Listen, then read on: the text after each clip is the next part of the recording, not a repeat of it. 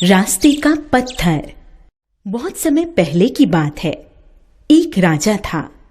उसका नाम था भानु प्रताप। उसे अपनी प्रजा से बहुत प्यार था। वह प्रजा की भलाई का सदा ध्यान रखता था। एक दिन प्रातः राजा भ्रमण के लिए निकला। अचानक उसे ठोकर लगी।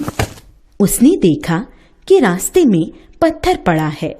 राजा ने सोचा, न जाने यह पत्थर कितने दिन से यहाँ पड़ा है। देखता हूँ इस पत्थर को कौन यहाँ से हटाता है। यह सोचकर राजा पास ही एक पेड़ के पीछे छिप गया। थोड़ी देर में राजा को एक किसान दिखाई दिया।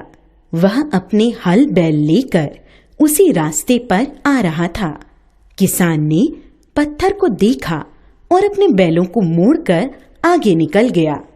किसान के जाने के बाद एक ग्वाला डब्बे में दूध लेकर उधर से निकला। उसने पत्थर नहीं देखा और ठोकर खाकर गिर पड़ा। ग्वाले के घुटने पर चोट लगी और उसका सारा दूध बिखर गया। वह बड़ी मुश्किल से उठा और बड़बड़ाता हुआ चला गया। उसने भी पत्थर नहीं हटाया। अब राजा ने देखा कि घोड़े पर सवार एक सिपाही रास्ते पर आ रहा है। उसको भी पत्थर से ठोकर लगी। घोड़ा पीछे हट गया। सिपाही गिरते गिरते बचा। उसने भी नीचे देखा और ऊंचे स्वर में बोला, मैं कई दिनों से इस पत्थर को यहाँ पड़ा हुआ देख रहा हूं, पर इसे कोई हटाता ही नहीं। यहाँ के लोग बहुत आलसी हैं। सिपाही यह कहकर आगे निकल गया। कुछ ही देर में एक बूढ़ा आदमी अपने सिर पर फलों की टोकरी लिए आया और पत्थर से ठोकर खाकर गिर पड़ा। उसके सारे फल रास्ते पर बिखर गए। एक लड़का दौड़ता हुआ आया और बूढ़े आदमी को उठाते हुए बोला, बाबा, कहीं चोट तो नहीं लगी? बूढ़े आदमी ने कहा, बेटा, चोट तो नहीं लगी, पर मेरे फल बिखर गए।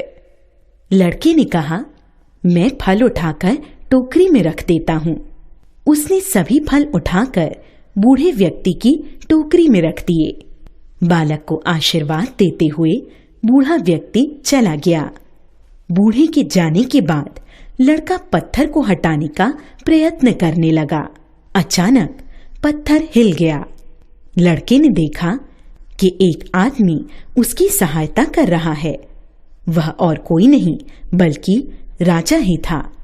दोनों ने मिलकर जोर लगाया और पत्थर को रास्ते से हटाकर एक ओर कर दिया। राजा ने लड़के से पूछा, बेटा, तुम कौन हो? लड़के ने कहा, मैं गांव के आश्रम में रहता हूं। मेरे पिता आश्रम में काम करते हैं। राजा ने दूसरे दिन आश्रम में जाकर उस बच्चे की तारीफ की और उसे पुरस्कार दिया।